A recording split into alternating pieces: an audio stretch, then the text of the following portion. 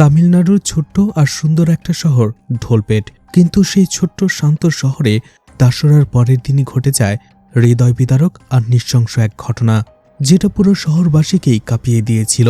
শহরের ভিন্ন তিনটা জায়গায় তিনজন লোকের মরদেহ ছাড়া শুধু কাটা মাথা পাওয়া যায়। ঢোলপেট পুলিশ স্টেশনে আসা নতুন এসিপি ভেট্রি সেই তিনটা কেস ইনভেস্টিগেশন শুরু করে। ওপর থেকে সেই কেসগুলো একেবারে সাদামাটার দেখা গেলেও ইনভেস্টিগেশন করতে যেয়ে সেখান থেকে বের হয়ে আসে একের পর এক নতুন রহস্য আর টুইস্ট। তো এসিপি ভেট্রি কিভাবে এই কেসগুলোর সমাধান করেছিল, আর কেনই বা এই তিনজন লোককে এমন নৃশংসভাবে খুন করা হলো? এই কেসগুলোর মধ্যে একটার সাথে আরও একটার কি কোনো সম্পর্ক আছে, নাকি সবকিছুই ছিল ভিন্ন ভিন্ন পরিকল্পনা? সেই সবকিছুই দেখানো হবে আজকের গল্পে। তো আজ এক্সপ্লেন করতে যাচ্ছি তামিল ভাষায় সদ্য মুক্তি পাওয়া suspense thriller web series Dholpet police station season 1-এর পার্ট 2। পার্ট 1 যারা এখনও দেখেননি তারা চাইলে কমেন্ট বক্সের লিঙ্ক অথবা আই বাটন থেকে দেখে আসতে পারেন, নয়তোবা এই ভিডিওর শুরুতে আমি প্রথম পার্টের কিছুটা রিক্যাপ করে দেব। চাইলে শুধুমাত্র এই ভিডিও দেখলেও আশা করি পুরো গল্পটাই বুঝতে পারবেন আপনি। আর যারা প্রথম পর্ব ইতোমধ্যে দেখে নিয়েছেন তারা চাইলেই রিক্যাপ অংশটুকু বাদ দিয়ে নতুন পর্ব দেখা শুরু করতে পারেন। তো hi guys, welcome to my channel ফিল্মের গল্প। এমন নতুন আর অসাধারণ সব মুভি আর ওয়েব সিরিজের এক্সপ্লেনেশন বাংলা দেখতে চাইলে চ্যানেলটিকে সাবস্ক্রাইব করে রাখতে পারেন। দেখা যায় ঢোলপেট শহরে দাসরার পরের দিনই শহরের ভিন্ন তিনটা জায়গায় তিনটেই আলাদা আলাদা কাটা মাথা পাওয়া যায়। আর এই খুনগুলোর রহস্য ভেদ করতে থাকে সেই শহরেই আসা নতুন এসিপি ভেট্রি মারান। প্রথম খুনটা হয় রাথি নামের, যে 15 বছর আগে শঙ্করকে খুন করেছিল। আর শঙ্করের দুই ছেলেই রাথি নামকে খুন করেছে বলে নিজেরা আত্মসমর্পণ করে। কিন্তু এখানেও একটা টুইস্ট থেকে যায়। তারা খুনটা করেছে বলে স্বীকার করলেও তারা রাথি নামের বডিটা দেখাতে পারে না, শুধু মাথাটাই তাদের কাছে ছিল। দ্বিতীয় খুনটা হয় স্কুল ছাত্রী সান্ধিয়ার, যে তার ভালোবাসার মানুষ সুকুমারের সাথে পালিয়ে গিয়েছিল। আর পুলিশ সন্দেহ করছে সুকুমার এবং তার বন্ধু সুরুলি এই খুনটা করেছে। আর তৃতীয় খুনটা হয় লজে ওঠা অজ্ঞাত এক ভাই আর বোনের, যেখানে যে কোনো একজন খুন হয়েছে, আরও একজন পলাতক। তো এই খুনগুলোই ইনভেস্টিগেশন করছিল ভেট্রি। এই তিনটা কেস দ্রুত সমাধান করার জন্য মিডিয়া পুলিশের উপরে নানানভাবে চাপ দিচ্ছিল। আর সেই জন্যই পুলিশ কমিশনার সেতুপতি ঢোলপেট পুলিশ স্টেশনে এই কেসগুলো দ্রুত সমাধান করার জন্য টেম্পোরারি আরও একজন নতুন এসিপি নিয়োগ দেয়, এসিপি অর্জুন। আর সে রাথি নামের কেসটা ইনভেস্টিগেশন করছিল। তার কাছে মনে হতে থাকে রাথি নামের কেসের ভেতরে আরও অনেক রহস্য লুকিয়ে আছে, কারণ অর্জুন সন্দেহ করছিল রাথি নামের মার্ডারের পেছনে হয়তোবা এমএলএ পেরিয়ার হাত রয়েছে, যার হয়ে রাথি নাম বিভিন্ন অপকর্ম এবং ইলিগাল কাজ করেছে। এদিকে ভেট্রি যখন সুকুমারকে জিজ্ঞাসাবাদ করে সান্ধিয়ার মার্ডার নিয়ে, তখন সে যেসব বক্তব্য দেয় তার সত্যতা মিলে। আর সেখান থেকে ভেট্রি এবং মাসানি মনে করতে থাকে সুকুমার নির্দোষ, সে সান্ধিয়াকে খুন করেনি। অন্যদিকে সুকুমারের যে বন্ধু ছিল সুরুলি, সে নিখোঁজ। পুলিশ তখন তার উপরে সন্দেহ করতে থাকে। আর এইদিকে ভিসিপি লজে যে দুইজন ভাই বোন উঠেছিল, সেখান থেকে জানা যায় তারা আসলে 12 বছর পরে তাদের বাবা মায়ের সাথে দেখা করতে এসেছিল। আসলে 12 বছর আগে তারা তাদের বাবা মাকে হারিয়ে ফেলেছিল, আর এজন্যই তারা অবশেষে তাদের খুঁজতে আসে। কিন্তু সেখানে কি এমন ঘটেছিল যেখানে একজনের মাথা কেটে ফেলা হয় আর অন্যজন নিখোঁজ হয়ে যায়? এরপরেই দ্বিতীয় পর্বের শুরুতেই দেখা যায় রাতের বেলা মাধাঙ্গি তার অ্যাসিস্ট্যান্টকে বলছিল, আর একটু কাজ ছিল, তুমি কি এখনই চলে যাচ্ছ? মেয়েটি বলে, হ্যাঁ, মাকে হসপিটালে নিয়ে যেতে হবে, আমি না গেলে মা একা হসপিটালে যেতে পারবে না। মাধাঙ্গি বলে, ঠিক আছে। এরপরেই মাধাঙ্গি একা গাড়ি থেকে নামার পরেই দেখতে পায় তার বাড়ির সামনে একটি পুলিশের গাড়ি। তার কৌতূহল জাগে, রাতের বেলা তার বাড়ির সামনে পুলিশের গাড়ি কি করছে? সে ভেবেছিল হয়তো কোনো পুলিশ অফিসার তার সাথে কথা বলতে এসেছে কোনো কেস নিয়ে। কিন্তু তখনই সে দেখতে পায় কয়েকজন লোক কিছু আসবাবপত্র ওপরের তালাতে নিয়ে যাচ্ছে। তখনই মাধাঙ্গি বুঝতে পারে নিশ্চয়ই তার বাড়ির ওপর তালাতে নতুন কোনো ভাড়াটিয়া এসেছে। কিন্তু সেটাকে সেটা দেখতে গেলেই দেখা যায় সেটা ছিল ভেট্রি। ভেট্রি আসলে ইচ্ছে করেই মাধাঙ্গির বাড়ির ওপরতলাতে ভাড়া নিয়েছে, যাতে করে সে মাধাঙ্গির কাছাকাছি থাকতে পারে। কিন্তু সে অভিনয় করে আর বলে, তুমি এখানে কি করছো? যদি কোনো কথা থাকে তাহলে সকালে পুলিশ স্টেশনে এসো। মাধাঙ্গিও রেগে যায় আর বলে, আমি জানি তুমি এখানে আমাকে ফলো করে এসেছো। আসলে আমি আমার ভিজিটিং কার্ড দিয়ে এসেছিলাম, সেখান থেকে আমার ঠিকানা নিয়ে তুমি এখানে চলে এসেছো। এখনই বের হয়ে যাও। ভেট্রি বলে, এখন তো বের হওয়া যাবে না, আমি এগ্রিমেন্টে সাইন করেছি, অ্যাডভান্স টাকাও দিয়েছি। এরপরে মাধাঙ্গি সেই বাড়ির বাড়িওয়ালাকে ডাকে আর বলে, যে করেই হোক ওকে এখান থেকে বের করুন। বাড়িওয়ালা বলে, সেটা তো আর করা যাবে না, সে একজন এসিপি, এছাড়া তার সাথে আমার এগ্রিমেন্ট হয়েছে, অ্যাডভান্সও নিয়েছি, তোমরা দুজনেই একটু মানিয়ে গুছিয়ে থাকো, আর একসাথে থাকলে সমস্যাটা কি? কিন্তু মাধাঙ্গি ভেট্রিকে বলে, তুমি দেখবে আমি তোমাকে কিভাবে এই বাড়ি ছাড়া করি। এদিকে এসিপি অর্জুন তার টিমকে নিয়ে থানার বাইরেই একটা মিটিং করে। সেখানে সে তার টিমমেটদের বলে, তোমরা রাতি নামের কেসটা নিয়ে যেসব পয়েন্ট পাচ্ছ সেটা আমাকে এক কথায় বলতে শুরু করো। সবাই বিভিন্ন পয়েন্ট বলে, কিন্তু একজনের পয়েন্ট খুব ভালো লাগে অর্জুনের। সেই পুলিশ অফিসার বলেছিল, রাথিরামের কেসটা নিয়ে এমএলএ পেরিয়া খুব প্রেশার দিচ্ছে ক্লোজ করে ফেলার জন্য। অর্জুন বলতে থাকে, এমএলএ পেরিয়ার কি স্বার্থ রয়েছে এই কেসটা খুব দ্রুত বন্ধ করাতে? এর কারণ কি হতে পারে? ঠিক আছে, চলো আমরা রাথিরামের বাড়িতে যাই, আর সেখান থেকেই আবারও এই কেসটা আমরা ইনভেস্টিগেশন শুরু করব। অর্জুন এবং তার টিম চলে যায় রাথিরামের বাড়িতে, যেখানে এখনও শোক পালন করা হচ্ছিল। কিন্তু রাথিরামের বাড়িতে যাওয়ার সাথে সাথে সবাই বলছিল পুলিশকে সেখান থেকে চলে যাওয়ার জন্য, কারণ পুলিশ এখনও কেসটা সমাধান করতে পারেনি।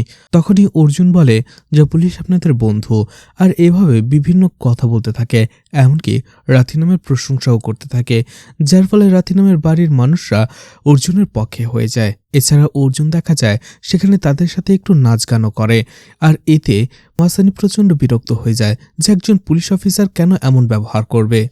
যাই হোক, এরপরে অর্জুন রাতিনামের স্ত্রীর সাথে কথা বলতে থাকে। তার স্ত্রী বলে, আমি কতবার পুলিশদের আর একই কথা বলবো, আপনারা পুলিশরা কিছুই করছেন না। তারপরে অর্জুন বলে, রাতিনামের মৃত্যু নিয়ে আপনি কি কাউকে সন্দেহ করছেন?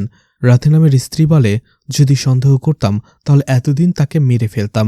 জানি না আমার হাজব্যান্ডকে কে মারলো, কেন মারলো, আর যে ইনবা আর শেখর আমার হাজব্যান্ডকে মেরেছে বলে দাবি করেছে, তারা আমার হাজব্যান্ডকে তো একবার ছুঁতেও পারবে না। আমি জানি তারা শুধু শুধু ক্রেডিট নেয়ার জন্যই এই কাজটা করছে, আর এর পেছনে রয়েছে অন্য কেউ। আর এটা শুধু আমি নই, আপনারাও ভালো করে জানেন, কিন্তু আপনারা কোনো স্টেপই নিচ্ছেন না।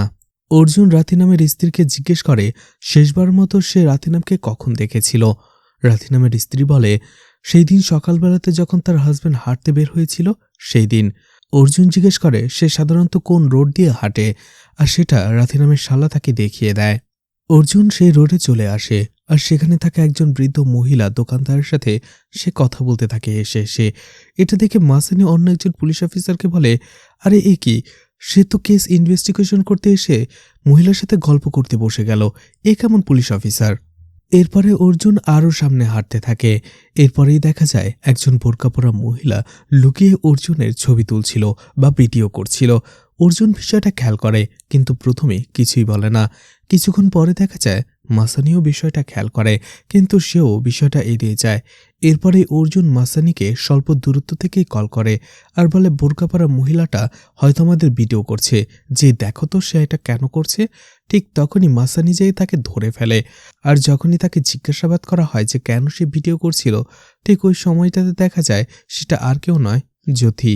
এরপরে জ্যোতি অর্জুনকে বলে আসলে সে লুকিয়ে লুকিয়ে তার ভিডিও করছিল, কারণ সে চাইছিল অর্জুন কিভাবে ইনভেস্টিগেশন করে সেটা একটা রিলের মতো বানিয়ে ইনস্টাগ্রামে পোস্ট করার জন্য। অর্জুন কিছুই বলে না, জ্যোতির মোবাইল নিয়ে ভিডিওগুলো দেখে আর হেসে বলে, আরে বাহ, তুমি তো ভালো করেছো, আমি এমন ভিডিও অনেকবার বানানোর চেষ্টা করেছি, হয়নি, কিন্তু তোমারটা ভালো হয়ে গেছে, পোস্ট করে আমাকে ট্যাগ করে দিও। এতে অনেক খুশি হয়ে যায় জ্যোতি, আর এদিকে অবাক হয়ে যায় মাসানি যে একজন পুলিশ অফিসার কি এমন থাকে। সে তো ভেবেছিল সে জ্যোতিকে শাসিয়ে দেবে, কিন্তু উল্টো সে তাকে সাপোর্ট করছে। অর্জুন জ্যোতিকে তার এমন রিলস বানানোর জন্য পারমিশন দিয়ে দেয়। এরপরে দেখা যায় অর্জুন যেখানে যেখানে ইনভেস্টিগেশন করতে যাচ্ছিল সেখানে সেখানে জ্যোতিও যাচ্ছিল ভিডিও বানাতে। অন্যদিকে এইসব কিছু দেখে একেবারেই বিরক্ত ছিল মাসানি। মাসানি বলে, ঠিক আছে আপনারা যান, আমি পরে আসছি। তখন পুলিশ অফিসার প্রকাশ বলে, আরে না, স্যার তোমাকে ডেকেছে, আর স্যার বলেছে যে মেয়েটা খুবই ভালো আর সে ভালো কাজ করে। কথাটা শুনে মাসানির একটু ভালো লাগে, সে আবারও তাদের সাথে চলে যায়। এরপরে অর্জুন চলে যায় মন্দিরের পূজারীর কাছে, আর সেখানে যে আবারও তার সাথে সে হাসিখুশিভাবে কথা বলতে থাকে, কিছু প্রশ্ন জিজ্ঞেস করতে থাকে। যাই হোক, এদিকে অর্জুন চলে আসে তার টিমকে নিয়ে চন্দ্রার বাড়িতে এবং তার সাথে জিজ্ঞাসাবাদ করে তাকে। অর্জুন তাকে বলে, আপনার ছেলেরা শিক্ষিত, আমি ভেবেছিলাম তারা শিক্ষিত, পড়াশোনা করবে, চাকরি করবে, কিন্তু এখন তো তারা খুনের দায়ে জেল খাটবে। চন্দ্রা বলে, শিক্ষিত তাতে কি? তাদের বাবার খুনি যখন রাস্তায় হাঁটবে এবং তারা যখন সেটা দেখবে, সুযোগ পাওয়ার পরেও প্রতিশোধ নেবে না, সেটা কি করে হয়?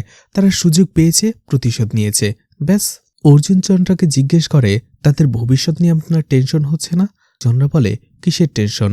আমি আমার ছেলেদের কষ্ট করে লেখাপড়া করিয়েছি, ইঞ্জিনিয়ার বানিয়েছি, কিন্তু তাদের সেই ইঞ্জিনিয়ারিং ডিগ্রি দিয়ে কোনো কোম্পানি আমার 2 ছেলেকে চাকরি দেয়নি, কারণ তারা রাউডির ছেলে।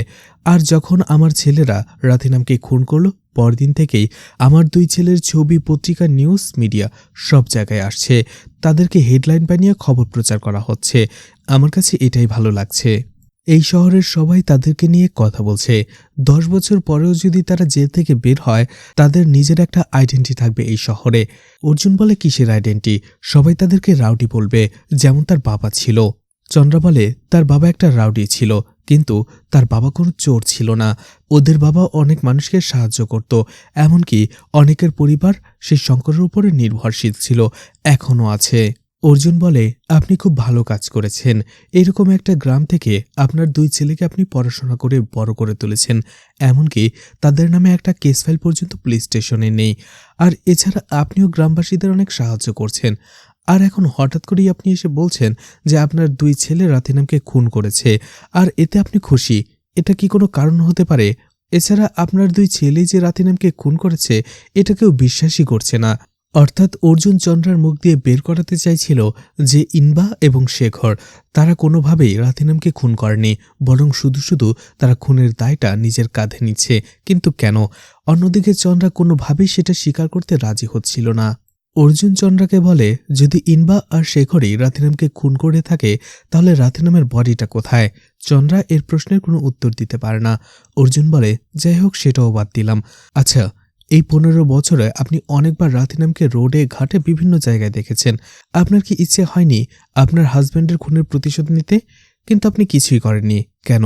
তখন চন্দ্রা বলে, হ্যাঁ, আমিও চাইতাম তাকে মেরে ফেলার জন্য, কিন্তু মৃত্যুর সময় আমি আমার হাজব্যান্ডকে কথা দিয়েছিলাম যাতে আমাদের সন্তানকে আমি বড় করে তুলি এবং তারা বড় হয়ে তার বাবার প্রতিশোধ নেবে। যাই হোক, অর্জুন সেখান থেকে চন্দ্রার মুখ থেকে কথা বের করতে না পেরে থানায় চলে আসে এবং তার রুমে নিয়ে সবাইকে দাঁড় করিয়ে রাখে, অর্থাৎ তার টিমকে। আর সে মোবাইলে রিলস দেখে হাসছিল। এতে মাসানি প্রচণ্ড রেগে যায় আর বাইরে বের হয়ে আসে। প্রকাশ বাইরে এসে বলে, তুমি বাইরে বের হলে কেন? স্যার দেখলে মন খারাপ করবে। মাসানি বলে, উনি কেমন পুলিশ অফিসার? এভাবে কেউ পুলিশ কেস ইনভেস্টিগেশন করে?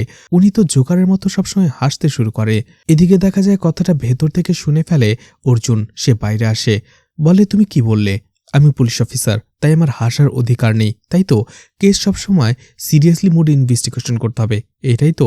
আচ্ছা, তোমরা আমাকে বলো, তোমরা তো আমার সাথেই ছিলে এতক্ষণ, তোমরা কি কি ইনফরমেশন পেয়েছো? তখন তারা বলে, তারা তেমন কোনো ইনফরমেশনই পায়নি। ঠিক ওই সময়টাতে অর্জুন বলে, কিন্তু সে অনেক ইনফরমেশন পেয়েছে। যখন সে দোকানদার বৃদ্ধ মহিলার সাথে রাথিনাম হেসে হেসে কথা বলেছে, তখন সেই বৃদ্ধা মহিলা তাকে বলেছে রাথিনাম ওই দিন সকালবেলা হাঁটতে যায়নি, রাথিনাম প্রতিদিন এই দিক দিয়ে হাঁটতে যায়। আর বৃদ্ধা মহিলার মনে আছে যে সেই দিন সে রাথিনামকে দেখেনি, কিন্তু রাথিনামের স্ত্রী বলেছে সে সেদিন সকালে হাঁটতে বের হয়েছিল, অর্থাৎ সে মিথ্যে বলেছে। এই কথাটাই যদি আমি সেই বৃদ্ধা মহিলাকে পুলিশ বাহিনী নিয়ে যে সিরিয়াস মোডে বলতাম, তাহলে সে ভয়ে আমাকে ইনফরমেশনটা দিতই না।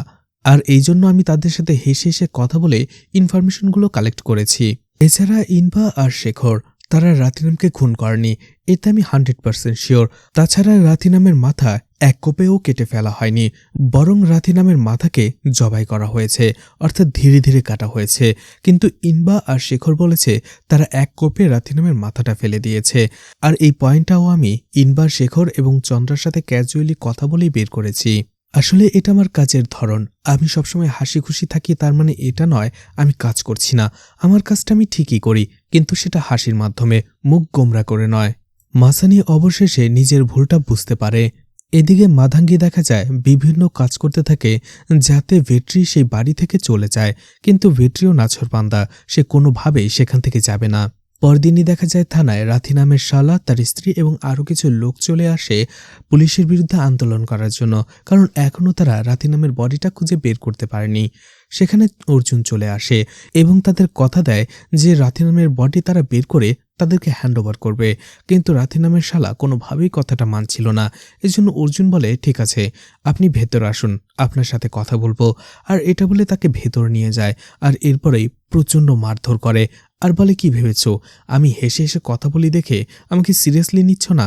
সেই লোকটাও প্রচণ্ড মার খাওয়ার পরে সেখান থেকে বাইরে বের হয়ে আসে এবং সবাইকে নিয়ে সেখান থেকে চলে যায়। অর্জুনের এইসব কাজকর্ম এখন থেকে মাসানিরও ভালো লাগতে থাকে, কারণ রাথিনামের শালা মাসানিকে অপমান করে কথা বলেছিল, আর অর্জুন থানার ভেতরে নিয়ে এসে তাকে প্রচণ্ড মারধর করে তাকে শিক্ষা দিয়েছে। মাসানির এই বিষয়টা খুব ভালো লাগে। এরপরেই দেখা যায় সেই থানার সব পুলিশরা, এসিপি অর্জুন এবং ভেট্রি দুজনেই সেখানে বসেছিল, আর মাসানি সেই কেসগুলো ব্রিফ করছিল। প্রথম কেসটা ছিল রাথিনামের, যেখানে ইনবা আর শেখরকে সাসপেক্ট হিসেবে ধরা হয়েছে, কিন্তু তারা ইনভেস্টিগেশন করে জানতে পেরেছে যে ইনবা আর শেখর কোনোভাবেই রাথিনামকে খুন করেনি। রাথিনামকে খুন করা হয়েছিল এক জায়গায় এবং তার মাথাটা কেটে ফেলা হয়েছে অন্য জায়গায়। ইনবা আর শেখর শুধু মাথাটা পেয়েই খুনের দায়টা নিজেদের কাঁধে তুলে নিয়েছে। আর রাথিনামের এই মার্ডার কেসে পুলিশ 3 জন সাসপেক্ট করছে। প্রথমটা হচ্ছে বিজি, রাথিনামের শালা; দ্বিতীয়টা হচ্ছে আখিলা, রাথিনামের স্ত্রী; তৃতীয়টা হচ্ছে কাঞ্চনা, রাথিনামের দ্বিতীয় স্ত্রী। এরপরেই মাসানি বলে, দ্বিতীয় কেসটা হচ্ছে সান্ধিয়ার, যে একজন স্কুল গার্ল। আর এই খুনের কেসে আমরা সাসপেক্ট করছি তার বয়ফ্রেন্ড সুকুমারকে, যে হয়তোবা জুয়েলারির জন্য সান্ধিয়াকে খুন করেছে। আর দ্বিতীয় সাসপেক্ট হচ্ছে সুকুমারের বন্ধু সুরুলি। সুকুমারকে পুলিশ অ্যারেস্ট করার পরে সুরুলি ফেরার হয়ে গেছে। অন্যদিকে সুরুলির বাড়ি থেকে সান্ধিয়ার ট্রাভেল ব্যাগটাও উদ্ধার করা হয়েছে। এরপরেই মাসানি বলে, তৃতীয় কেসটা হচ্ছে ময়লার ভাগাড়ে পাওয়া অর্ধেক পোড়া একটা মাথার, যার নাম, ঠিকানা, অ্যাড্রেস আমরা কিছুই জানি না। এই কেসে শুধুমাত্র একজনই সাসপেক্ট, ভিসিপি লজের রুম নাম্বার 29-এ যে থাকত, আর তাদের নাম ঠিকানাও আমরা জানি না। আর এই জন্য আমরা 12 বছর আগের যেসব মিসিং কেসগুলো ছিল সেগুলো ইনভেস্টিগেশন করছি। এইদিকে দেখা যাচ্ছিল মাদাঙ্গির চেষ্টা তখনও চলছিল ভেট্রিকে সেই বাড়ি থেকে তাড়ানোর, কিন্তু ভেট্রিও নাছরবান্দা, সে সব অত্যাচার সহ্য করে সেই বাড়িতেই পড়েছিল। এরপরে অর্জুন তার টিমকে নিয়ে চলে আসে রাথিনামের দ্বিতীয় স্ত্রী কাঞ্চনার বাসায়। একজন পুলিশ অফিসার অর্জুনকে বলে, রাথিনাম প্রথমে এই বাড়িটা শুটিং স্পটের জন্য বানিয়েছিল, আর এখন কাঞ্চনা এই বাড়িতে থাকে। অর্জুন কাঞ্চনার সাথে যে কথা বলতে থাকে এবং জিজ্ঞেস করে যে প্রথম কিভাবে কখন দেখা হয়েছিল রাথিনামের সাথে এবং তারা কিভাবে কানেক্টেড। কাঞ্চনা বলতে থাকে, আসলে আমি সিরিয়াল করি, আর একদিন এই বাড়িতেই শুটিং হচ্ছিল, কিন্তু সেই শুটিংটা একদিনের জন্য ডিলে হয়ে যায়। অন্যদিকে রাথিনাম একদিনের বেশি এখানে রাখবে না, এজন্য রেগে মেগে সেখানে চলে এসেছিল শুটিংয়ের মাঝেই, আর একটা রুমে হঠাৎ করেই ঢুকে যায়, আর যে রুমে আমি পোশাক পাল্টাচ্ছিলাম, এতে আমি প্রচণ্ড লজ্জা পেয়ে যাই। অন্যদিকে রাথিনাম হা করে আমার দিকে তাকিয়েছিল। আমি যেখানেই শুটিংয়ে যেতাম সে আমার পিছনে পেছনে যেত, আমার শুটিং দেখত, আর এভাবে একটা সময় সে আমার কাছাকাছি আসতে শুরু করে। দেখা যায় একদিন কাঞ্চনা রাথিনামকে বলছিল, ইন্ডাস্ট্রিতে আমাদেরকে নিয়ে সবাই খারাপ কথা বলছে, আমাদের উচিত একে অপরের থেকে দূরে সরে যাওয়া। কিন্তু রাথিনাম বলে, তোমার ইন্ডাস্ট্রির কারো ভয় পাওয়া দরকার নেই, আমি তোমার পাশে আছি। কাঞ্চনা বলে, আমি তো এভাবে চলতে পারবো না, আমার একটা জীবন আছে। তখনই রাথিনাম বলে, তুমি টেনশন করো না, আমি তোমার সবকিছুর দায়িত্ব নেব, তোমার পরিবারের, তোমার। কাঞ্চনা বলে, ওই সময়টাতে আমাকে এবং রাথিনামকে নিয়ে অনেক গুজব ছড়িয়েছিল, যার ফলে আমার কাজ আসা বন্ধ হয়ে যায়, আর এতে করে আমি অর্থনৈতিকভাবে সমস্যায় পড়ে যাই, যার ফলে আমার পরিবারকে দেখাশোনা করার জন্য রাথিনামের প্রস্তাবে রাজি না হওয়া ছাড়া আমার আর কোনো উপায় ছিল না। এরপরে অর্জুন তাকে জিজ্ঞেস করে, রাথিনামের সাথে তার বৈবাহিক সম্পর্ক কেমন ছিল। কাঞ্চনা বলে, প্রথম প্রথম সে প্রতিদিন আমার কাছে আসতো, কিন্তু এরপরে ধীরে ধীরে সপ্তাহে একদিন, আর এরপরে মাসে একদিন। অর্জুন জিজ্ঞেস করে, রাথিনামের মার্ডারের জন্য আপনি কি কাউকে সন্দেহ করছেন? কাঞ্চনা বলে, হ্যাঁ, তার শালা বিজি এবং তার স্ত্রী আখিলা, কারণ তারা আমার বিষয়টা জানত, আর বিজির কাছে মনে হচ্ছিল আমি তার বোনের সংসার ভেঙে ফেলেছি। এই জন্য সে কয়েকবার এখানে এসে আমাকে শাসিয়েও গেছে। আমার মনে হয় ওকে মার্ডার করার পেছনে বিজি নয়তোবা আখিলার হাত থাকতে পারে। অর্জুন এরপরেই মাসানিকে বলে পুরো বাড়িটা একবার তল্লাশি করার জন্য। যদিও প্রথমে কাঞ্চনা একটু বাধা দেয়, কিন্তু অর্জুন বলাতে তার আর কিছুই করার ছিল না। মাসানি পুরো বাড়িটা যেয়ে চেক করতে থাকে। তখনই দেখা যায় বেডরুমের খাটের নিচে বড় একটা তরবারি। মাসানি এটা অর্জুনকে দেখায়। অর্জুন জিজ্ঞেস করে, এটা কোথা থেকে আসলো? কাঞ্চনা বলে, রাথিনাম এবং তার বন্ধুরা এই বাড়িতেই তার বার্থডে সেলিব্রেট করেছিল আর তার বার্থডে কেক কাটার জন্যই এই তরবারিটা ব্যবহার করেছিল। সেটার ছবিও দেখায় কাঞ্চনা। অর্জুন তাকে জিজ্ঞেস করে সে শেষবারের মতো রাতিনামকে কবে দেখেছিল। কাঞ্চনা বলে গত বুধবার। এরপরেই অর্জুন সেই তরবারিটা নিয়ে সেখান থেকে চলে আসে। বাইরে আসার পরে অর্জুন মাসানিকে বলে ছদ্মবেশী একজন লেডি কনস্টেবলকে এই বাড়ির সামনে 24 ঘন্টার জন্য বসিয়ে দাও। কাঞ্চনার উপরে নজর রাখো। আমার মনে হচ্ছে কাঞ্চনা কোনো কিছু একটা লুকাচ্ছে আমাদের থেকে। এরপরেই দেখা যায় সান্ধিয়ার বাবাকে, যে মদ খাচ্ছিল আর কান্না করছিল। তখনই সে একটা পূর্বের ঘটনা মনে করতে থাকে, যেখানে সে একদিন বাসায় বসেই মদ খাচ্ছিল, কিন্তু ফোনার সাথে সে কথা বলতে একটু দূরে চলে যায়। আর এই সুযোগে সান্ধিয়া মদ খেতে শুরু করে। সান্ধিয়ার বাবা যখন এটা দেখে সে বলে তুমি এটা কি করেছো মা, এখন এখান থেকে চলে আসো, এগুলো স্বাস্থ্যের জন্য খারাপ। সান্ধিয়া বলে না বাবা, এটা আমার ভালো লেগেছে, এটা এখন থেকে আমি রেগুলার খাবো। সান্ধিয়ার বাবা বলে না মা, এটা আমার জীবনটাকে শেষ করে দিয়েছে, আমি চাই না এটাকে তুমি তোমার জীবনটা শেষ করো। তখনই সান্ধিয়া স্বাভাবিক হয়ে বলে আসলে এখানে কোল্ড ড্রিঙ্কস ভরা ছিল, আমি এই মদ খাচ্ছিলাম, সেটা জানার পরে তুমি যেভাবে রিয়্যাক্ট করলে তোমার যেমনটা খারাপ লাগলো, তুমি যখন মদ খাও সেটা দেখে আমারও তেমনটাই খারাপ লাগে, আর আমি চাই তুমি এটা আর কখনো খাবে না। সেই দিন সান্ধিয়ার মাথায় হাত রেখে তার বাবা কসম করেছিল যে আর কখনো সে মদ খাবে না, কিন্তু তার মেয়ের এমন মৃত্যুতে সে আবারও সবকিছু ভুলে যায় আর কষ্ট ভোলার জন্য সে মদ খেতে শুরু করে। এরপরেই দেখা যায় মাধাঙ্গি রাতের বেলা বাড়ি ফিরছিল। ঠিক তখনই তার পথ আটকায় দুইজন সন্ত্রাসী। তারা মাধাঙ্গিকে বলে এদের দুইজনকে মাধাঙ্গি কয়েক মাস আগে ফ্রড কেসে জেলে পাঠিয়েছিল, আর এই কয়েক মাস তারা জেল খেটে বের হয়েছে, আর এখন তারা মাধাঙ্গিকে খুন করে আবারও জেলে যাবে, প্রতিশোধ নেবে তারা। এতে মাধাঙ্গি প্রচণ্ড ভয় পেয়ে যায়। তখনই একজন সন্ত্রাসী একটা চাকু বের করে মাধাঙ্গির উপরে হামলা করে বসে, কিন্তু মাধাঙ্গি সময় মতো তার চোখে স্প্রে মেরে দেয়। মাধাঙ্গি এরপরেই দুজনকে স্প্রে করে, কিন্তু স্প্রে দিয়ে সে তাদের বেশিক্ষণ ঠেকিয়ে রাখতে পারে না। তারা দুইজন আবারও মাধাঙ্গির উপরে হামলা করে। এরপরেই মাধাঙ্গি তাদেরও মারতে শুরু করে। মাধাঙ্গি আসলে কারাতে জানত, কিন্তু একটা সময় দেখা যায় মাধাঙ্গি তাদের কাছে ধরা পড়ে যায়, আর একজন মাধাঙ্গিকে ছুরি দিয়ে আঘাত করতেই যাবে। ওই সময়টাতে সবসময়ের মতো ভেট্রি সেখানে চলে আসে, আর ভেট্রি সেই দুইজনকে মারধর করে সেখান থেকে তাড়িয়ে দেয়। দেখা যায় সেখানে মাধাঙ্গির রাগ অনেকটাই কমে যায় ভেট্রির উপর থেকে, আর তাকে ধন্যবাদ জানায়। এছাড়া তার বাসায় যেতে বলে, কারণ ভেট্রির হাত কিছুটা কেটে গিয়েছিল। যদিও ভেট্রি যেতে চাইছিল না, কিন্তু মাধাঙ্গি তাকে জোর করে নিয়ে যায় এবং তার হাতে ব্যান্ডেজ করে দেয়। ভেট্রি সেখান থেকে চলে আসতেই যাবে, মাধাঙ্গি তাকে বলে সে আজকে তার বাসায় ডিনার করে যাবে, কারণ এই প্রথমবার সে তার বাসায় আসলো। সে তার জন্য ডিনার বানাতে চলে যায়। ভেট্রি দেখতে পায় তখনও মাধাঙ্গির বাসায় তার এবং মাধাঙ্গির ছোটবেলার ছবিটা সে যত্ন করে রেখে দিয়েছিল। ভেট্রি মাধাঙ্গিকে জিজ্ঞেস করে সে কে। মাধাঙ্গি বলে ও আমার ছোটবেলার বন্ধু। এরপরেই তারা খাবার খায় আর সেখান থেকে গল্প করে চলে আসে ভেট্রি। এদিকে প্রকাশ, মাসানি এবং অর্জুন আবারও সেই কেসটা নিয়ে কথা বলছিল। ঠিক ওই সময়টাতে জ্যোতি তাকে কল করে আর বলে তাকে সে কিছু কথা বলতে চায়, কিছু ইনফরমেশন দিতে চায়।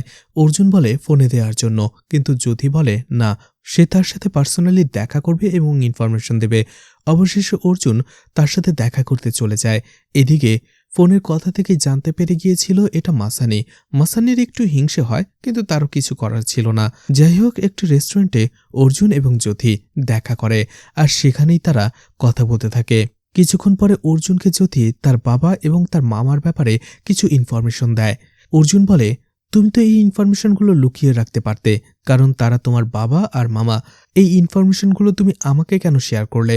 জ্যোতি বলে আসলে আমি কখনোই এত টাকা পয়সা চাইনি, আমি সবসময় চেয়েছি আমার বাবা যেন সৎ থাকুক, কিন্তু রাজনীতিতে ঢোকার পরে আমার বাবার অনেক অপকর্মের সাক্ষী আমি নিজেই, তাই আমি চাই না আমার বাবা আরও কোনো অপকর্মে জড়িয়ে পড়ুক। এদিকে কাঞ্চনাকে দেখা যায়, যেখানে দেখা যায় মাসানি আর অর্জুন তার বাসায় যে এসেছিল, বাসা সার্চ করেছে, সেই তরবারিটা পেয়েছে, এই সব কিছু কাঞ্চনা বারবার কল্পনা করছিল। তখনই দরজায় কলিং বেল বাজে আর সে চমকে ওঠে। দরজা খুলতেই দেখা যায় তারই বাসার কাজের লোক। কাঞ্চনা বলে আজকে আসতে হবে না। সে আবারও দরজা লাগিয়ে হাঁপ ছেড়ে বাঁচে যেন। এরপরেই সে তার বেডরুমে চলে যায়। ঠিক তখনই সে তার বেডরুমে এক কোণায় একটু রক্তের ছাপ দেখতে পায়। সে প্রচণ্ড ভয় পেয়ে যায়, দ্রুত সেটা মোছার চেষ্টা করে। এদিকে দেখা যায় থানার বাইরে মাসানি একটা কেস ফাইল গোছাচ্ছিল। ঠিক তখনই থানার সামনে সে একটা শরবতের দোকান দেখতে পায়, যেখানে বরফ দিয়ে শরবত বানানো হচ্ছিল আর বরফগুলো ভাঙা হচ্ছিল। তখনই হঠাৎ করেই সেই বরফের ভেতরে সে রক্ত দেখতে পায়। আবারও সে ভীষণ দেখতে শুরু করে, যেখানে তার মনে হতে থাকে সেই আইস ফ্যাক্টরিতে এখনো কিছু রয়েছে যেটা তারা মিস করছে। আর সেই ভিশনে সে শুধু বারবার সেই আইস ফ্যাক্টরি, রক্ত আর এইসব কিছুই দেখছিল। তখনই সে প্রকাশকে ডাকে। প্রকাশ তাকে জিজ্ঞেস করে কি হয়েছে, সে এমন নার্ভাস কেন। মাসানি তাকে সবকিছু খুলে বলে। প্রকাশ বলে, তাহলে এই বিষয়টা তো আমাদের ভেট্রি স্যারকে জানানো দরকার। মাসানি বলে, এখনই নয়, আমরা আগে আইস ফ্যাক্টরিতে যেয়ে আরও একবার ইনকোয়ারি করি। যদি কিছু না পাওয়া যায় তখন তো ভেট্রি স্যারের সময় শুধু শুধু নষ্ট হবে। প্রকাশ বলে, হ্যাঁ ঠিকই বলেছ। তারা দুজন মিলে সেই আইস ফ্যাক্টরিতে চলে যায়। যখনই আইস ফ্যাক্টরি সার্চ করার কথা তারা বলে, সেখানকার একজন কর্মী বলে তার আগে এই ব্যাপারে মালিককে বলবে, সে পারমিশন দিলেই তারা ভেতরে যেতে পারবে। কিন্তু মাসানি আর প্রকাশ জোর করেই ভেতরে ঢুকে যায়। পুরো আইস ফ্যাক্টরিটা তারা তন্ন তন্ন করে খোঁজে, কিন্তু মাসানি ভিশনে যেমনটা দেখতে পেয়েছিল তার কিছুই সেখানে নেই। এরপরে মাসানির চোখ পড়ে বড় একটা রুমের দিকে। মাসানি জিজ্ঞেস করে, এখানে কি রাখা হয়েছে। আইস ফ্যাক্টরির ওয়ার্কার বলে, এখানে আসলে বরফগুলো স্টোরেজ করে রাখা হয়, যেগুলো ডেলিভারি করা হবে। মাসানি সেই রুমটাও চেক করতে চায়, যদিও প্রথমে ওয়ার্কার বলে সেটার চাবি তার কাছে নেই, কিন্তু মাসানি জোর করেই খুলে সেই রুমের ভেতরে ঢুকে যায়। মাসানি দেখতে পায় সেখানে অনেক বড় বড় বরফের খণ্ড রয়েছে, কিন্তু সেখানে আর কিছুই নেই। সে হতাশ হয়ে যায়, কারণ তার ভিশনে যেমন ক্লু সে দেখতে পেয়েছিল সেই আইস ফ্যাক্টরিতে সেখানে কিছুই নেই। তারা দুজন সেখানে চলে আসে, কিন্তু তখনই দেখা যায় সেই রুমের ভেতরে বড় একটা বরফের খণ্ডের ভেতরে বড় একটা রক্তের ছাপ দেখা যাচ্ছিল, ঝাপসা, যেটা দেখে মনে হচ্ছিল সেটার ভেতরেই হয়তোবা কোনো ডেড বডি লুকিয়ে রাখা হয়েছে। দেখা যায় ভেট্রি সুকুমারকে ম্যাজিস্ট্রেটের সামনে নিয়ে গিয়েছিল, এরপরে আবারও তাকে থানায় নিয়ে আসে। ভেট্রি এসআইকে বলে, সুকুমারকে এখন নিরাপদে রাখতে হবে, যে কোনো সময় ম্যাজিস্ট্রেট ওকে আবারও ডাকতে পারে। এছাড়া সুরুলিকে খোঁজার জন্য সার্চ টিম আরও বাড়িয়ে দাও। এসআই বলে, স্যার আমার মনে হয় সুকুমার সুরুলির ব্যাপারে জানে, ওকে টর্চার করলেই সবটা বের হয়ে আসবে। কিন্তু ভেট্রি বলে, কখনোই না, সুকুমারের গায়ে আর একবারও হাত তোলা যাবে না, ওকে নিরাপদে রাখতে হবে। এরপরেই দেখা যায় সুকুমারকে সেলে বন্দি করে রাখা হয়, আর ঠিক একই সেলে অন্য আরও একজন কয়েদিকে নিয়ে আসা হয়। সেই কয়েদি সুকুমারকে জিজ্ঞেস করে তার নাম কি, সে কেন এখানে এসেছে। কিন্তু সুকুমারের মনটা খুবই খারাপ ছিল সান্ধিয়ার জন্য, সে কোনোভাবেই কথা বলছিল না। আর একটা সময় সুকুমার যখনই পানি খাচ্ছিল, ঠিক ওই সময়টাতে পেছন থেকে সেই কয়েদি তার মুখের ভেতর থেকে একটা ব্লেড বের করে, আর সেই ব্লেডটা হাতে নিয়ে ধীরে ধীরে সে সুকুমারের দিকে আঘাতে শুরু করে। মনে হচ্ছিল সে সুকুমারের গলার ভেতরে সে ব্লেড দিয়ে আঘাত করেই তাকে মেরে ফেলার চেষ্টা করবে। ঠিক সময় মতো সেখানে ভেট্রি চলে আসে। ভেট্রির সন্দেহ হয়, সে জিজ্ঞেস করে সে পেছনে দাঁড়িয়ে কি করছে। সেই কয়েদি বলে সেও পানি খাবে, এই জন্য। ভেট্রির সন্দেহ তারপরেও যায় না, আর এই জন্য সে একজন পুলিশ অফিসারকে বলে সুকুমারকে আলাদা সেলে রাখার জন্য। ঠিক তখনই দেখা যায় সেই কয়েদি আফসোস করতে শুরু করে, অর্থাৎ হয়তোবা কেউ তাকে পাঠিয়েছিল সুকুমারকে সেলের ভেতরে মেরে ফেলার জন্য, যাতে সুকুমার আরও কিছু বলতে না পারে। এদিকে পেরিয়া এবং তার শালা আরও একজন লোকের সাথে কথা বলছিল। পেরিয়া বলছিল, রাথি নামের জায়গাটা যদি দখল করতে চাও তাহলে এই কাজটা তোমাকে ঠিকঠাকভাবে করতে হবে, যাতে কেউ কোনোভাবে বুঝতে না পারে। সেই লোকটা বলে, আপনি টেনশন করবেন না, আমি একেবারে ঠিকঠাকভাবে এই কাজটা করেই তারপরে আপনার সামনে আসব। এদিকে ভেট্রি আর তার টিম একটা বাড়িতে আসে। আসলে এই বাড়ি থেকে 12 বছর আগে একটা মিসিং কমপ্লেন লেখানো হয়েছিল। এরকম অনেক মিসিং কেস থাকলেও ভেট্রি আর তার টিম এখানে এসেছে কারণটা হচ্ছে সেই ভিসিপি লজ থেকে এই বাড়িটা অনেকটাই কাছাকাছি, কিন্তু সেখানে আসার পরেই দেখা যায় সেই বাড়িটা তালাবদ্ধ। তখনই ভেট্রি আশেপাশের মানুষকে এই বাড়ি সম্পর্কে জিজ্ঞাসাবাদ করে। সেই প্রতিবেশী লোকটা জানায় এই বাড়িতে যে থাকে তার নাম কৈলাস, আর কৈলাস এখন তিরুপতিতে গেছে তার মেয়ের বিয়ে দেওয়ার জন্য। ভেট্রি তাকে আরও প্রশ্ন করে। সেই প্রতিবেশী লোকটা বলে তার মেয়ের বিয়ে আগামীকাল, আর বিয়ের পরে তারা কিছু রিচুয়াল পালন করে তবেই বাড়িতে ফিরবে। ভেট্রি জিজ্ঞেস করে সেই কৈলাসের কয়জন বাচ্চা কাচ্চা। লোকটা বলে শুধু একটাই মেয়ে, মায়া। এছাড়া সেই প্রতিবেশী লোকটা এখানে 3 বছর ধরে থাকে, তাই ভেট্রি বুঝতে পারে 12 বছর আগে কি হয়েছিল সেটা তেমন তার জানার কথা নয়। এই জন্যই সেই প্রতিবেশী লোকটাকে ভেট্রি বলে তাদের নাম্বার রেখে দেওয়ার জন্য, যখনই কৈলাস আসবে সেই লোকটা যেন পুলিশকে ইনফর্ম করে। এদিকে চন্দ্রাকে দেখা যায় পুলিশ স্টেশনের সামনে মিডিয়ার কিছু লোক এবং গ্রামের কিছু লোককে নিয়ে আন্দোলন করছিল। সেখানে সে মিডিয়াতে বলছিল, আমার 2 ছেলে ইম্বা এবং শেখর, তারা রাধিনামকে খুন করেছে, তার প্রমাণও রয়েছে, তারা স্বীকারোক্তিও দিচ্ছে, কিন্তু তারপরেও পুলিশ অবহেলা করে তাদেরকে এখনও জেলে বন্দী না করে আদালতে না পাঠিয়ে এখানেই বন্দী করে রেখেছে। আর এতে যদি আমার 2 ছেলের উপরে কোনো হামলা হয় তখন কি হবে? এদিকে দেখা যায় ইনবা আর শেখর যে সেলে ছিল, সেই কয়েদি যে সুকুমারকে মারতে চেয়েছিল ঠিক একই সেলে ছিল। ইনবা আর শেখর কথা বলছিল যে গ্রামবাসী নিশ্চয়ই তাদের নিয়ে অনেক বড় বড় কথা বলছে, পেরিয়া এবং তার শালা নিশ্চয়ই তাদেরকে ভয় করছে। অন্যদিকে তার মা তো আছেই বাইরে তাদেরকে রক্ষা করার জন্য। এদিকে অর্জুন তার কেসটা নিয়ে কিছু একটা ভাবছিল। ঠিক ওই সময়টাতে মাসানি সেখানে চলে আসে আর বলে, স্যার, ইনবা আর শেখরকে আদালতে নিয়ে যেতে হবে, ওদেরকে জিপে তুলব। অর্জুন একটু ভেবে বলে, না, এখন নয়, একটু পরে। এরপরে অর্জুন আবারও কিছু ভাবতে শুরু করে। এদিকে সুকুমারকেও আদালতে নিয়ে যেতে হবে। এই জন্য একজন কনস্টেবল এসে সুকুমারকে বলে আদালতে যাবার আগে সে যেন ওয়াশরুম থেকে ফিরে আসে। এই কথা শোনার পরে সেই কয়েদি সেই কনস্টেবলকে বলে, স্যার, সে ওয়াশরুমে যাবে, তার অনেকক্ষণ ধরে চেপেছে। কিন্তু সেই কনস্টেবল বলে, না, এখন নয়, সব ঝামেলা যাওয়ার পরে তারপরে তোমাকে বের করা হবে। সেই কয়েদি তখনও উৎপেত ছিল কোনোভাবে সুকুমারকে মারতে পারে কিনা। ভেট্রি আর অর্জুন মুখোমুখি হয়। তখন অর্জুন বলে তার কাছে একটা প্ল্যান রয়েছে, তারা কিছুটা এক্সচেঞ্জ করতে চায়। অর্থাৎ সুকুমার যাবে অর্জুনের সাথে, ইনবা আর শেখর যাবে ভেট্রির সাথে। ভেট্রি বলে, এটা কেন? অর্জুন বলে, সেফটি পারপাসের জন্য। এছাড়া মিডিয়ার লোকরা তো আছেই, তাই এগুলো থেকে বাঁচার জন্যই আমাদেরকে অদলবদল করে নেওয়া উচিত। ভেট্রিরও প্ল্যানটা ভালো লাগে, এই জন্য তারা কয়েদি অদলবদল করে নিয়ে 2 রাস্তা দিয়ে আদালতে যেতে শুরু করে। এদিকে দেখা যায় ভেট্রি যখনই ইনবা আর শেখরকে নিয়ে যাচ্ছিল, কয়েকজন বাইকার তাকে ফলো করছিল আর ভেট্রি এটা খেয়াল করে। এদিকে মাসানি অর্জুনকে বলে, স্যার, হঠাৎ করে প্ল্যানটা চেঞ্জ করলেন কেন? অর্জুন কিছুই বলে না। এদিকে ভেট্রি নিশ্চিত হতে চাইছিল যে সেই কয়েকটা মোটরসাইকেল তাদেরই ফলো করছে, এই জন্য সে সচরাচর যে রোড দিয়ে কোর্টে যেতে হয় সেটা না যেয়ে অন্য গলিতে ঢুকতে বলে ড্রাইভারকে। এদিকে অর্জুন মাসানির প্রশ্নের উত্তরে বলছিল, আমি এটা করেছি একটা কারণ আছে, আর আমি যেটা সন্দেহ করছি সেটা যদি না হয় তাহলে কিছু মানুষের জন্য ভালো হবে। এরপরে মাসানি অর্জুন এবং ভেট্রির ব্যাপারে বলে যে, স্যার, আপনারা সবসময় 2 পক্ষের মতো আচরণ কেন করেন? একসাথে মিলেমিশে কেন থাকেন না? তখনই অর্জুন বলে, তুমি আমার থেকে ভেট্রিকে আগে থেকে চেনো না, তুমি কয়দিন থেকে চিনবে? হয়তো 5 থেকে 6 দিন, কিন্তু আমি পুরো একাডেমিক লাইফটাই ওর সাথে কাটিয়েছি। আমরা দুজন ভালো বন্ধু ছিলাম, সবসময় একসাথেই থাকতাম। কিন্তু ছোট্ট একটা ভুলের কারণে আমাদের মধ্যে অনেক দূরত্বটা বেড়ে যায়। যদিও ভুলটা ভেট্রিরই ছিল, কিন্তু ও সেটা কখনো স্বীকার করেনি। কিন্তু ওকে তুমি যেমনটা ভাবো ও কিন্তু তেমনটা নয়, ও খুবই ধূর্ত আর স্মার্ট। ওর কাজটা দেখবে ঠিকই করে নিয়েছে। এদিকে এতক্ষণে ভেট্রির সন্দেহটা সত্যিতে প্রমাণিত হয়েছে।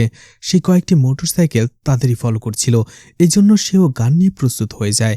এদিকে অর্জুন তার জিপকে বলে ভেট্রি জিপটাকে ফলো করে সেদিকে যাবার জন্য। এছাড়া অর্জুন সুকুমারের ব্যাপারেও বলে, আমার মনে হচ্ছে ও নির্দোষ। মাসানি বলে, স্যার, আমারও সেটাই মনে হচ্ছে। অর্জুন বলতে থাকে, তোমরা ওকে অনেক পিটিয়েছ, একটা নির্দোষ মানুষ এত টর্চারের পরে কোনোভাবেই মুখ বুজে সবকিছু সহ্য করতে পারে না। দেখা যায় কথাগুলো অনেক ভালো লাগে সুকুমারের। এদিকে দেখা যায় সেই মোটরসাইকেলগুলো ভেট্রির পথ আগলে দাঁড়ায়। ভেট্রি সবাইকে বলে কোনোভাবেই জিপ থেকে নামার জন্য নয়। সে একাই নিচে নেমে আসে আর দেখা যায় সেই লোকগুলো সবাই অস্ত্র ছিল আর তারা ভেট্রির উপর আক্রমণ করে। ভেট্রি এবং আরও একজন পুলিশ অফিসার তাদের সাথে ফাইট করতে শুরু করে, কিন্তু তারা দুজনেই পেরে উঠছিল না। একটা সময় সেই লোকগুলোর মধ্যে একজন ইনবা আর শেখরের উপরে হামলা করে, যার মধ্যে একজনের হাতে সে ছুরি বসিয়ে দেয়, আর এটা দেখার সাথে সাথে ভেট্রি তাকে গুলি করে মেরে ফেলে। অন্যদিকে অন্য একজন সন্ত্রাসী আরও একজন পুলিশ অফিসারকে মেরে ফেলার চেষ্টা করছিল, ভেট্রি তাকেও গুলি করে মেরে ফেলে। ঠিক ওই সময়টাতে দেখা যায় অর্জুনের জীবও সেখানে চলে আসে। পেছন থেকে একজন ভেট্রিকে মেরে ফেলার চেষ্টা করছিল, অর্জুন সেই লোকটাকে প্রতিহত করে আর এরপরে ভেট্রি তাকে গুলি করে মেরে ফেলে। ঠিক ওই সময়টাতে তারা খেয়াল করে সুকুমার তার গাড়িতে নেই, অর্থাৎ সে পালিয়ে গেছে। অর্জুন সবাইকে বলে তাড়াতাড়ি খুঁজে বের করার জন্য। এদিকে অর্জুন আর ভেট্রি একে অপরকে সরি বলে, এছাড়া একে অপরকে ধন্যবাদও দেয়, কারণ তারা একে অপরের জীবন বাঁচিয়েছে। কিন্তু অর্জুনের জন্য ভেট্রির কেসের কয়েদি পালিয়ে গেছে, যাই হোক, একটু পরেই সেখানে খবর পেয়ে পুলিশ কমিশনার সেতুপতি চলে আসে আর ভেট্রিকে বলতে থাকে, তুমি এর আগে কতগুলো ইনকাউন্টার করেছো, জবাবদিহিতা করেছো, সেটা তোমার মনে আছে? এই ইনকাউন্টারগুলোর জন্য তুমি কি বলবে? যেখানে তোমরা একজন কয়েদিকে আদালতে নিয়ে যেতে পারছিলে না, আর সেখানে তুমি রাস্তার মধ্যে এতগুলো মানুষকে মেরে ফেললে। এখন হিউম্যান রাইটস কমিশন এবং বিভিন্ন অর্গানাইজেশন, মিডিয়া, এদের সবার কাছে তুমি কি জবাব দেবে? ভেট্রি বলে, স্যার, আমি জীবন বাঁচানোর জন্য এদের মেরেছি, নয়তোবা কয়েদি এবং পুলিশ অফিসারের জীবন যেতে পারত। অর্জুনও ভেট্রির সাপোর্ট নেয়। তখনই পুলিশ কমিশনারের কাছে ওপর থেকে কল আসে। সে তার সাথে কথা বলার পরেই ভেট্রি আর অর্জুনকে বলে, তোমাদের 2 দিন সময় দেওয়া হলো। আজ শুক্রবার, রবিবারের মধ্যে যদি এই 3টা কেস তোমরা সমাধান করতে না পারো, তাহলে 3টা কেসই চলে যাবে সিবিআই এর হাতে। অর্জুন আর ভেট্রি বলে তারা অবশ্যই এই কয়েকদিনের মধ্যে কেসটা সমাধান করে ফেলবে। আর এখানেই এই ওয়েব সিরিজের 11তম এপিসোড শেষ হয়ে যায়। সুকুমার কেন পালিয়ে গেল? অন্যদিকে কাঞ্চনা কেন তার বেডরুমে রক্ত দেখতে পেয়েছিল? এ ধরনের আরও অনেক প্রশ্ন থেকে যায় এই ওয়েব সিরিজে, যেগুলোর উত্তর পাওয়া যাবে এই ওয়েব সিরিজের সামনের এপিসোডগুলোতে। আসলে এই ওয়েব সিরিজটা প্রত্যেক সপ্তাহে কয়েকটা এপিসোড করে রিলিজ করে, তাই আগামী কয়েক সপ্তাহের মধ্যে বাকি এপিসোডগুলো রিলিজ করলে আমি অবশ্যই সেগুলো এক্সপ্লেন করব। তো এই পর্যন্ত এই ওয়েব সিরিজটি আপনাদের কাছে কেমন লেগেছে কমেন্ট করে জানাতে পারেন। আর মুভিটা ভালো লাগলে লাইক, কমেন্ট, শেয়ার করে পাশে থাকতে পারেন। তো আজকের মতো বিদায় নিচ্ছি। আবারও দেখা হবে নতুন কোনো মুভি বা ওয়েব সিরিজ নিয়ে। ততক্ষণ পর্যন্ত ভালো আর সুস্থ থাকবেন সবাই। আজকের মতো বিদায় নিচ্ছি। আল্লাহ হাফেজ।